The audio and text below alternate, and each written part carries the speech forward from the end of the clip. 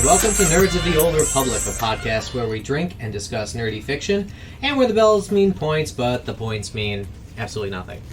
I'm Adam. I'm Shaun. And I'm Mike. This is episode 1 of season 3 of our sci-fi podcast, and man, are we excited to be back. We may be a little bit rusty. I may be a little bit rusty. I won't speak for the guys, but today we are discussing the 2021 behemoth of a novel, Termination Shock by Neal Stephenson. And there are sighs and exasperated looks around the room as I say this. Behemoth is a good word. Leviathan Yes. could also work. Yeah. But first, we want to share a huge thank you to everyone who has joined us on Podbean. We may have taken a break for the summer, but you do not sleep Podbean. Hot damn, our listenership has grown immensely, and we appreciate everyone who went back and listened to our earlier episodes while we were reading this tome for y'all.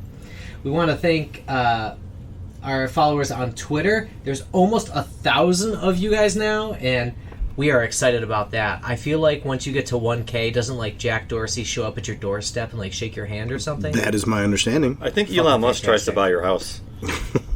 And then backs out. What's he going to offer me? Yeah. I've, bought 2 houses in my lifetime, and I can say good luck getting out of that contract because New York State Realty is a bitch. Yeah. Right. So if you like what you hear today, why not take a second to rate us and leave a review wherever you listen? It would be a big help, and it's totally free.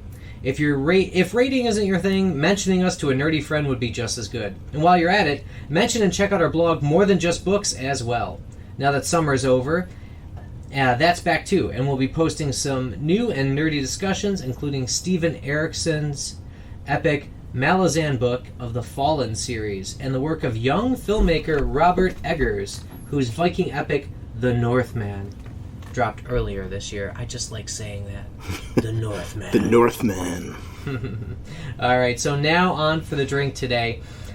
We were all stuck for a little bit trying to come up with something. For a while I was thinking, let's get that fancy pea flower tea so it like changes color on screen and all that shit. But you know what I thought? The one thing that I walk away from this book with is that sulfur changes the atmosphere. And the atmosphere changes sunsets. So, what we have here is a modified Tequila Sunrise. I'm anecdotally calling it a PinA2bo Sunrise in honor or dishonor of the book. It is your standard Tequila Sunrise, so that's tequila, orange juice, but I've also added equal parts of limoncello in it, and then floated the Grenadine at the bottom so it looks like a sunrise. It's all red and warm at the bottom, and then it lights up to orange at the top. See Mike's post on Twitter to get a good pick of the spread for tonight. But very nice looking drink. Thank you. Yes. Here's hoping it tastes as good as it looks. All right. Gentlemen, here's being back. Salute. Hey, cheers.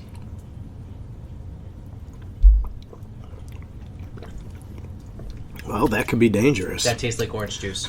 Yeah, that could go wrong quickly with a lot of these. Yeah. Give me a bowl of Cheerios, and I'll drink about a pint of this fast. There you go. That's almost what you have there in that glass.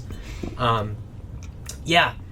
The proportions for a Tequila Sunrise never felt right to me, but I didn't want to go way off and add 7 shots of tequila and then the limoncello in case it was there. But I think the limoncello hides the tequila, actually. So, yeah, I'm glad I made a pitcher and have already poured it out to each of us in equal measure. This is quite tasty. The lemon is a nice, it's got a nice, I don't know what the hell you'd call it in drinking terms, but it's got a nice bouquet or whatever, or after flavor. I'm enjoying it. I'm glad. You said there's tequila in here. You wouldn't know it. Yeah, I wouldn't have detected it. So for 3 pints, I added 6 shots of tequila. Okay. So there's essentially 2 shots per 2 beverage. shots each. All and right. then there's a shot and a half of limoncello per beverage in here. So sitting at about 3 if it evens out in terms of when you mix it and everything. Right. I got some lime wedges here, and we can. That's right. We can find some salt, or we can use cayenne pepper, and we can. There you go. Fans getting back together with some body shots. Let's see. No, I'm just kidding. Right out of my hairy navel. Yeah. Oh, we joke about that a lot. All right, so we're going to enjoy our drink. Hopefully, you have a chance now. You know the recipe, and check out the episode notes, the show notes for the recipe again. If I went too fast, but we're gonna chow down on some wings that Mike brought and some fantastic. What have you been calling it? It's Mexican street corn dip. It's so good. Thank you. We're going to fill our stomachs before we get too loopy and start talking to you. We'll see you all on the other side. All right, we are back here enjoying the scrumptious wings Mike has smoked and that dip that Shaun's brought. But I think we should probably bring it back around to the book. And that may tell you where this cast is going about this book, but that's all right. We have done one Neal Stephenson cast before. We read Snow Crash early in our podcasting lives Number together. 2. Number 2. Yeah. But do you guys have anything to add about your appreciation, understanding, Neal Stephenson, anything about that personally? He's a great author. Regardless of what else you hear this evening, please remember Neal Stephenson is a great author. Longtime listeners of the cast will recall my feelings on Snow Crash and how eventually I did come around a little bit on some of the things, and in secondary thoughts I realized that I might have been a bit harsh. Sure. This book did not help much with my initial assessment of Neal Stephenson's work. So, no. Yeah, if we didn't get you liquored up that night and got you to admit you were wrong, you would be like, "No, I'm still right." Mm-hmm. Yeah. Yeah. Let's get into it then. Much was made of the first 1,000 pages. I mean, it felt like 1,000 pages, but it was probably the first 500 pages to create the world and characters. What did you think of the near future setting and how the different countries were portrayed through their respective... I thought of them as like avatars. Like each character represented a country, or Venice, because Venice isn't a country. But what did you think of the world and the characters meant to represent the different Netherlanders? You're getting dangerously close to the city we became with that kind of talk, man. Oh, don't get me started. But, I mean, I felt similar feelings to City. Why did you take that? Well, I think that I've discovered that cli-fi, as it is called. Yeah, this is a subgenre of sci-fi. Oh. Yeah. It's a subgenre of sci-fi. It's a subgenre of dystopian literature, specifically focused on the near future, or just present, focusing on climate disasters because of climate change. I learned something. Thank you. Thank you, guys. Now you know. And this, to be clear, this was not edited in later. Adam just did that live. Mm-hmm. Very good. Thank you. I've discovered that, I don't want to knock the genre. I'm sure the genre is great if that's your jam, but it is not mine. I have not seen or read anything that could be classified, at least off the top of my head, as cli-fi that I enjoyed at all. So as far as the setting of this book, I mean, in as much as there was a setting at all, because it moved around so much and it was mostly just people talking about literally nothing to each other, very often through text message. That's generous. I don't know.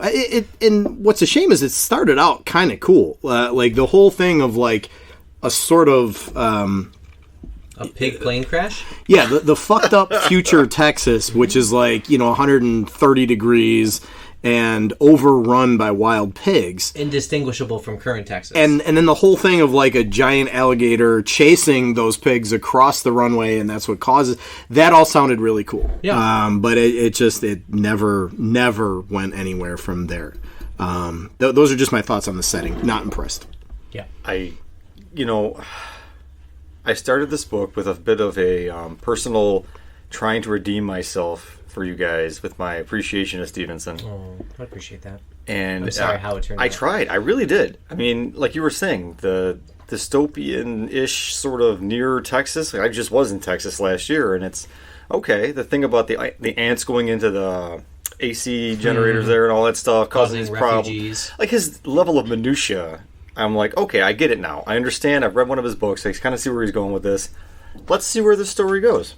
And just like Mike said, it went nowhere fast. Yeah. Or, I'm sorry, nowhere very slowly. Yeah. Let's see where this story goes. Implies that there is a story. We literally have a cast text message thread, and Mike and I were like, I need to take a fucking break right the fuck right now. I did. So I was like, I didn't think it was that bad, which surprised me. Yeah, but I sat on a plane for 12 hours trying to rule through the thing. And maybe that helped. Maybe just being in a tin capsule flying around the world trying to compress this novel down so I can do it might have helped my takes. But afterwards, I look back on it going like, no, that was dreadful. You were accurate in the first place. Yeah. I was trying too hard to make it work, and it didn't work. So I just want to jump in here to say, we picked this book because Snow Crash, to this day, is by far our most downloaded episode. And I think it had some of the most back and forth in our conversations. It did. It was a good episode. Everyone should go check it out. So we thought, let's do another Stephenson, and there are so many good Stephenson books, and we're like, a new one just came out. We should probably do that. Yeah. Strike while the iron's hot. Sure. Hit the new one. And that was a mistake that I seriously regret. I will be honest. It was on my radar too, though. I mean, I'll take blame for it. I'll be honest. I have been dreading this cast because Neal Stephenson is an author that has brought me over the last 15 years so much joy, so many hours of great reading experience. He's an author I recommend to people almost regardless of what they're into. I can speak so highly of so many of his books. There are a number of his books that I have not read yet that the people who love Stephenson speak very highly of, and that are definitely, I haven't lost the faith. I will read those. Mm-hmm. I don't know where this book came from. If you had usually you can tell if you're reading a Stephenson book. If you had handed this to me and said, who's the author, and taken the name off of it, I never would have guessed. It was devoid of almost everything that makes this author great. There was no entertaining characters. Mm-hmm. The dialogue was dry. The characters were stupid. And even the concept, we've talked about how Stephenson, in our last cast, we talked about how he's a writer of ideas. There were no ideas here. This was just global warming's happening. What if a billionaire shot a gun off to try to change that? And that was it. That was the extent of it. Yeah, I like that premise. That's the thing. It's like what Les Claypool said. They can't all be humdingers, right? Yeah. Like, the guy's got a great body of work. Check him out. This is probably one you might want to pass on unless you're really very passionate about climate change and geoengineering. It's the premise for me was fascinating. I'm like, okay, this rogue billionaire Texan is just going to launch sulfur into the atmosphere to attempt to try and cool the planet a little bit so he doesn't lose his property values in Houston or whatever. I'm here for that. That's cool. Oh, there's a chain reaction. Other people are getting on board. I kept waiting for the stakes. I kept waiting for the shoe to drop. Exactly. And it devolves into this... Zero stakes. This dude from the Punjab just, shows up and he's going to blow something up, but not really a big deal because this other guy stops him with some, drone hunting eagles. And, it's over. What the fuck? Right. Yeah. I was waiting... Sorry, I got to do this. I got to do this. You're fine. Do it. I was waiting. I was fucking waiting for it. I was waiting for here's a guy coming out of the ocean on a fucking submarine shooting a giant glass spear at something like in the last book. Right. I was waiting for reason or whatever I was waiting for the balls out. Oh, here's Steven. It fucking didn't happen. Fuck this book. Yep. First of the season. There you go. And I was saying the same thing. As, I am worried about climate change. I do what I can in every single way, including, political action stuff, whatever.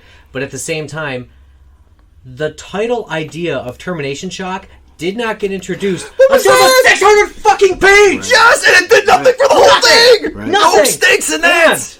And really going to have to edit that in post to compress that down. But, and if Lox from Canada had been introduced and had been this badass half-cyber ninja warrior with drones he didn't even know about, I thought he was an interesting character at the end. Right. Did I need 400 pages of him fighting Gatka style in the line of actual control in the Himalayas? Fuck to the no. Right. Fuck no. Conversely, but I did like that India used him. The Punjab used him, and that's an interesting thing. If the book had started on page 600, I might have been more interested. Yeah. That, to me, would have been a great book on its own. Yeah. Had he just focused on the line of actual control, which is a real thing. I went and looked it up afterwards. I'm like, this can't be that legit. And I'm like, well, he's actually pretty close to what is really going on there. I'm like, well, that could make for a pretty compelling story. No, we got a fucking throwaway, almost like, oh, these are the every other chapters from Grapes of Wrath that you just kind of skip through when you're reading in school. Like, nobody reads those fucking things. And the guy had no point. I actually skipped all of Grapes of Wrath for the record. Now, this, I'm at a loss to account for where this book, even came from. It's sort of like having listened to the body of work that a certain 1960s folk artist put out. We're gonna bring. We're gonna. Those of you who have All not listened things- to season 1 should go You back. talking about Robert and Dylan? All things come full circle. No, I was talking about Donovan actually. No, Bob Dylan. The stuff that he put out in the 1980s, hard to account for. I mean, the guy Says went gospel serious, like fundamentalist Christian for a while, and you know what? Even that, whatever. If the music's good, it wasn't. No. And it's hard to believe that the guy, who wrote any of the countless anthems that he's written could possibly have done the same thing. I guess that happens with artists sometimes. Sure. One of the greatest things about reading Neal Stephenson, longtime readers of him will tell you, his digressions are the best. Sometimes you don't know where they're going, but they're always interesting, and then they always do tie back into the central concept. It's like David Foster Wallace. That's Yes. if you can hold on Yes. to a David Foster Wallace novel, you get it eventually. And you can compare Stevenson at his best to really great writers. I have said before that reading his book Cryptonomicon, which I think came out either in 99 or 2000-ish, but that is very similar to reading a Thomas Pynchon novel. Sure. Very similar. No, I'm talking about like the complexity of it, the ideas, the themes, even the level of the prose, everything. I mean, it is a labyrinthine, complex plot. And to think that the guy who created that and so many other great works of literature that I and so many others have appreciated dropped this piece of shit, I don't even understand how it's possible. I just don't. The only get it. thing I can hope in my mind to hold on to, because Stevenson is in his mid to late 50s right now. Yeah, he's not. Is not that old. he's an artist exploring himself. Yeah. And artists who are exploring what interests them don't always make a hit. Yeah. It could also be. I'm sorry to interrupt. He could have just had a book deal with his publisher that he had to put something out. That's also true. It feels half-baked enough where it could have been like, I got a deadline. Yeah, but tour books, he's not Stephen King. Don't make him write 3 books a year. Please I'm speculating, by the way. It could be. I don't even know that he's signed You know, to tour. I don't but know these who are the interesting publisher is. points too, because one of the things that fans of Neal Stephenson will tell you is that he, because of the way he pursues ideas so aggressively, even people who are fans of his work, it is possible to read one book and be like, that's the best shit I've ever read in my entire life. And then read another book and be like, yeah, that one didn't do it for me. Yeah. And I can tell you books that, I've read of his that fall in both of those categories. That said, that's very different from reading one by him and just being like, well, this is not only the worst book I've read by Neal Stephenson, this is one of the worst books I've ever read. It was so painful. Whoa, that's and a big one. Yeah, and I hate. Again, this author has done so much and brought so much to my reading experience. I hate that I'm now doing a podcast for hundreds of thousands of listeners. Possibly millions by the time it gets published. Where I have to disparage, his work. Should I creatively edit that where Mike just says, and I hate this author? We're going to update it every time we get a new listener. So it's like, I hate to disparage this author in front of 16 people. I hate Neal Stephenson. 7,000 people. Yeah. Oh boy, but I'm conflicted. I mean, it is hard to have to, do an entire podcast where I talk about how much I hated something. But I'm also not going to lie, and I'm not going to try to sugarcoat what was definitely a bad book. It's weird because, like, again, I don't know if I came to it from a weird place of trying to justify Stevenson and your guys' love of him and everything and reading another book from him. There were some parts that I was genuinely fascinated by, and I'm like, oh, this is cool. But, like I said, nothing... I thought the character of Saskia was kind of an interesting character. I thought Rufus had potential... Hated him. But here's the thing. I thought that each one of them had like a nugget of something that could have turned into Mike something Shaun else. next to each other. Or that other guy, that dude who was like, he was part Asian, part Dutch, and he was also American. I can't think of his name. Him. Oh, he was Saskia's fixer. Yeah, basically, yeah. And I'm this like, is how memorable the book was. Yeah. That guy. yeah, that guy. I thought, okay, Willem. there's Willem. Willem, Oh, thank you. actually, he was the most interesting character in the book. Yeah, now that we've clarified that. There's a nugget of interest in these characters. I'm like, okay, they could be interesting. There should be something going on with them, but it never materialized. It never didn't did. even metastasize into anything other than just boredom. Saskia was an awful character. Is that how you pronounce the name, by the way? Yes. Yeah, now, okay.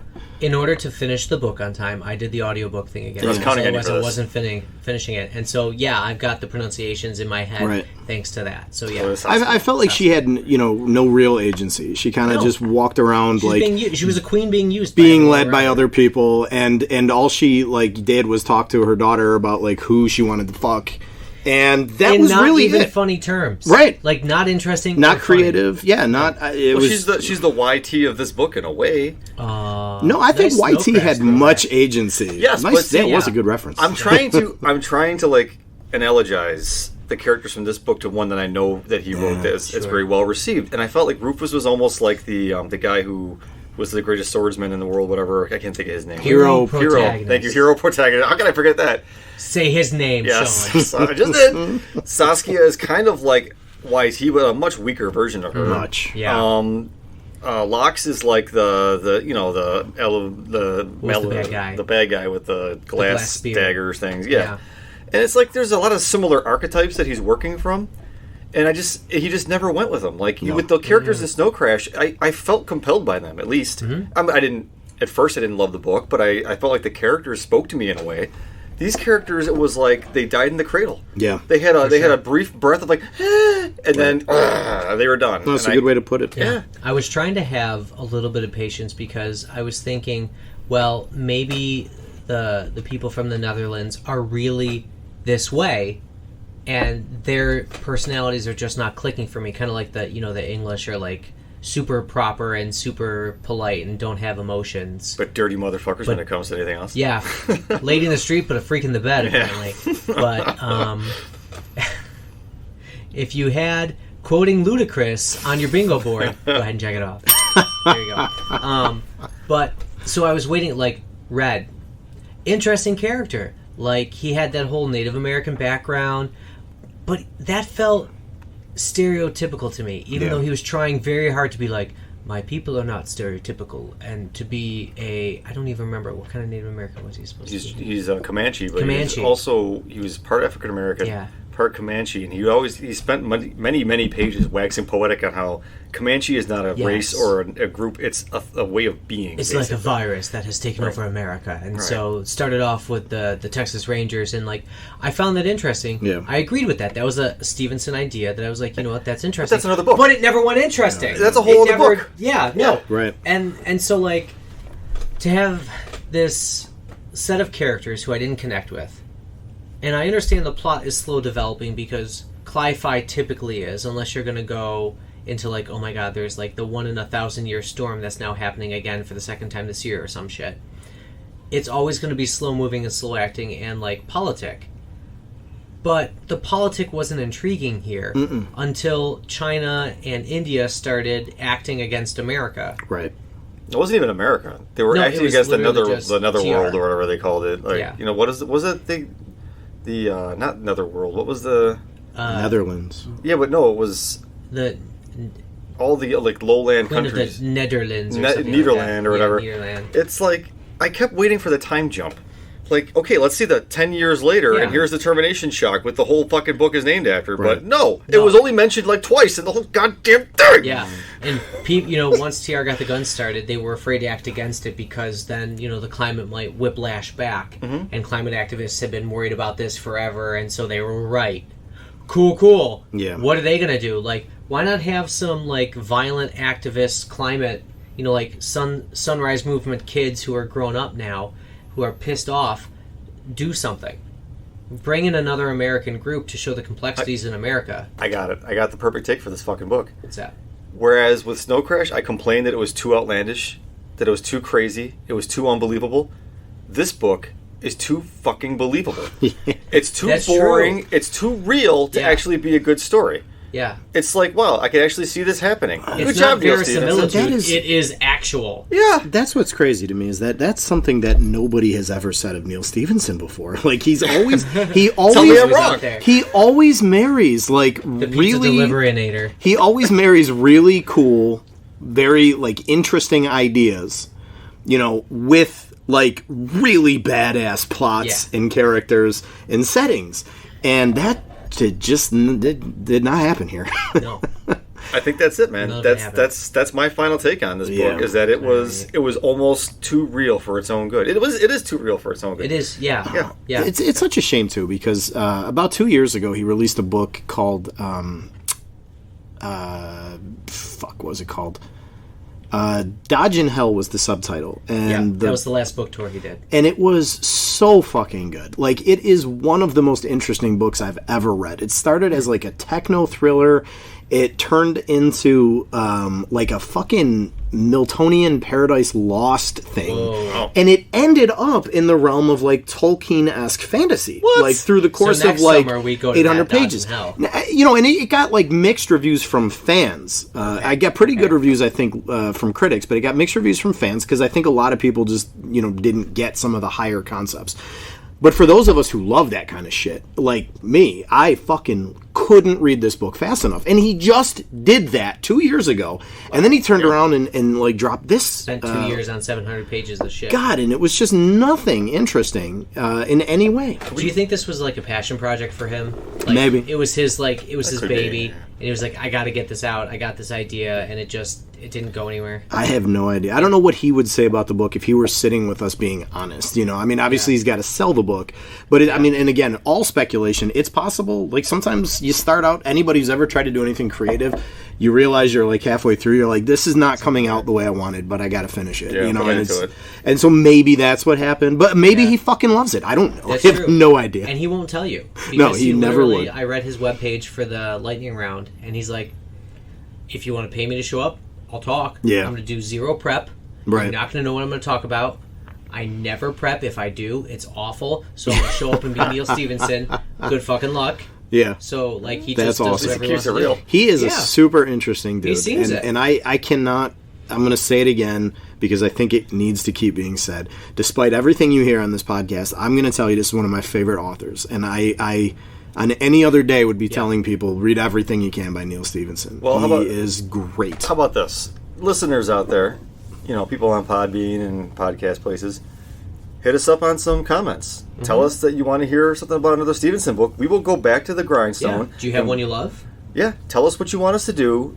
I would give this guy another chance because, again, I feel like I've had a couple of not living up to what Mike and Adam are saying about him, and I want to have that experience. So give us something. Mm-hmm. We will do another Neal Stephenson cast in the future. I want to have another Snow Crash experience. Or tell us you don't want to hear us talk about this guy ever again, and we will never touch that again. Suggest an author. We'll take suggestions. What's really interesting to me is when you find those movies, like we've talked about The Last Jedi on this cast before, if you look at the Rotten Tomato ratings, and you see like the critics adored it, and the fans despised it. And sometimes you see vice versa, you know, and that's always interesting to me is when there's that big disparity between the critics and the audience. And that I've noticed is happening with this book because almost all of the reviews, the professional reviews of this book were positive. Very positive. You can pay Kirkus. And yet, if you go on Goodreads, it has among the very lowest ratings of this author's entire career. Mm-hmm. His fans don't like it. No. And as one of them, I can agree with them. I didn't like it at all. So I don't know why that's the case. Yeah. Critics seem to dig it. Fans, like myself, hate it. Critics love boring shit. It's like Oscar bait. It's just boring. Which is strange because, like, okay, I get some of the longer novels in American literary history have been award winners and mind blowers, you know, Infinite Jest and the like, going back to David Foster Wallace earlier, but there's nothing here. Yeah. I don't see anything here. So it's rambling. Yeah. I like exactly. Something I do sometimes, you know, with books to sort of test them is I'll skip a page or a couple of pages and try to determine, like, am I lost? Did I miss something or not? And I did that. With a good book, you're always lost. Like, there's not a wasted word. Because it's so tight. And with most Stephenson books, I would say that's true. Like, you miss important information if you do that. But I did that several times with this book, and I'm like, nope, Saskia is still talking to somebody about nothing. Yeah. Like, she's still being handled by Wilhelm and Amelia. Exactly. Cool. Or, as I said, when I thought her character was interesting, I kept waiting for her to break out. Like, they kept putting her in these boxes, and I'm like, okay, bust through that fucking Right. box, do Yeah. something. And she didn't. Nope. Even at the end, like, correct me if I'm wrong, but she doesn't do anything, right? She's No, she rescued. literally. The last words are like, I don't know if you've heard. Yeah. But I have a new job. Yeah. It's about time that I do it. Yeah. That's good. It's like the setup of a Bond movie or something. Yeah. She's like, she abdicated the throne. But that really didn't change anything for her. No, and her daughter could have came out swinging as a badass climate activist, like wielding whatever power she Yeah. had as queen, but nothing changes there. No, it was just a disappointment is the best word. You know, my second question was, let's compare the book to Snow Crash. We've already done that. I'm going to move on. Let's burn this bitch. I would rather read Snow Crash again. That's would. telling you something, kids. Hey, I enjoyed Snow Crash in Reason. All right, I'm going to pass out the bell to Shaun. Oh, we got one. Oh, you got one? Oh, I all right. So you can share. We have lightning two. round. Yeah, lightning round. So if you've never listened in before, you're in for a treat, dear listener. The lightning round is basically where I ask asinine-ass questions of Shaun and Mike. First one to ding in gets to answer. If they're right, they get a point. If they're wrong, they feel shamed for 30 seconds, I suppose. I we can't still imagine tied? their interior monologue. We are tied from the end of last season. Okay, perpetually tied. Let's go. Perpetually tied. But here's question number one.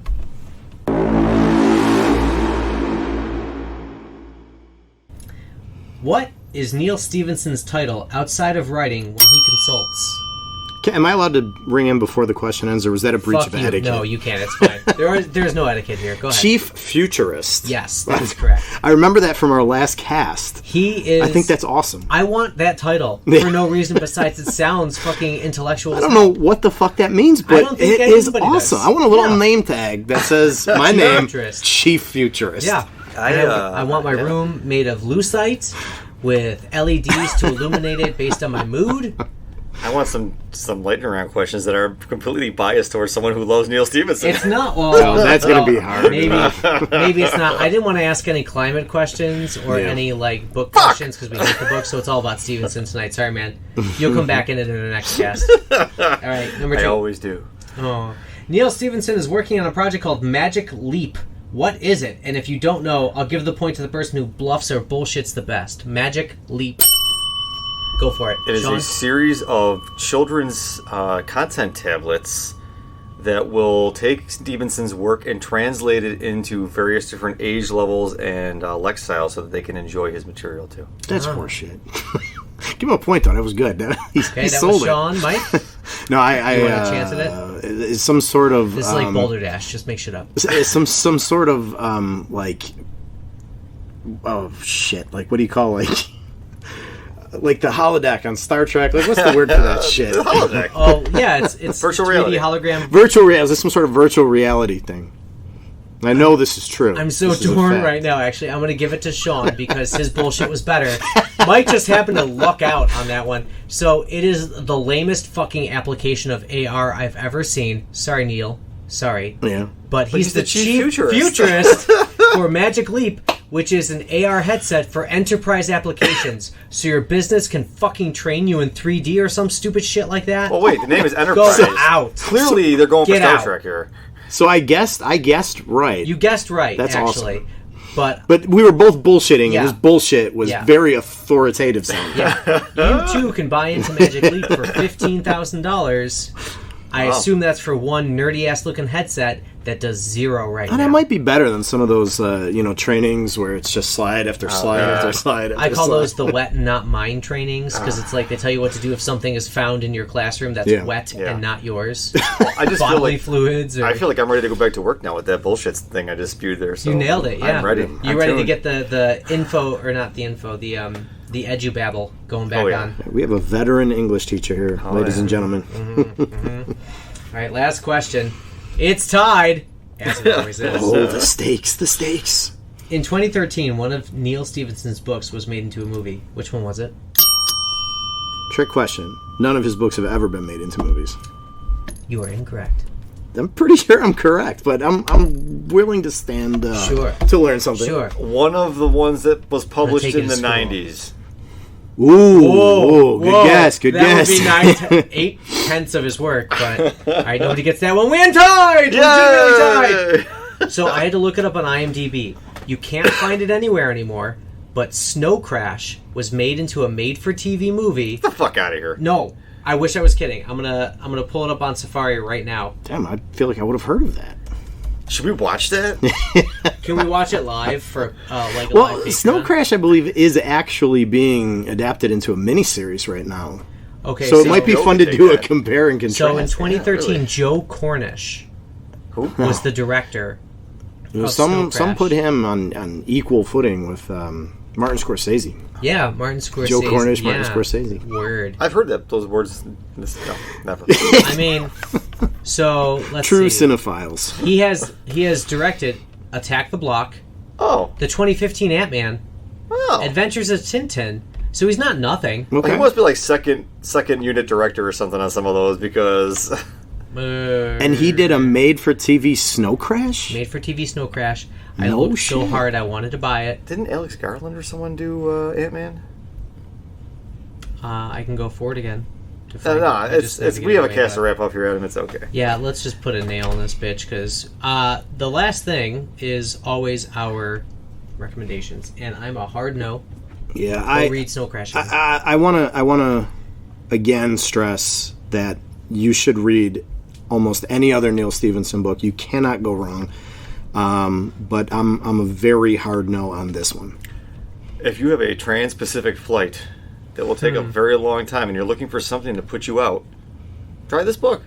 Otherwise, get fucked. There you go. Just do a bunch of airplane mini bottles Yeah. and Oh, call it yeah. a night. All right, so that's it for us at Nerds of the Old Republic. You can find us on all the socials at Nerds of Old Republic. That's Twitter, Instagram, Facebook, and we're gonna see you next time with Obi-Wan. Obi-Wan. And I paused there because I'm not sure how I Now feel. that is a name I have not heard in a long time. What if we're talking about old Ben Kenobi? This is another one where Adam sits at the microphone and says, "Oh, no, not that much." But if you finish the Obi-Wan series on Disney Plus, feel free to listen in. And if you haven't, go watch it. You could probably finish it before you pick this up. And remember, podcasts are evergreen. You can go back and listen to us whenever. All right? So thank you very much for your time. We are Nerds of the Old Republic. We'll see you next time. Cheers. Cheers. Cheers.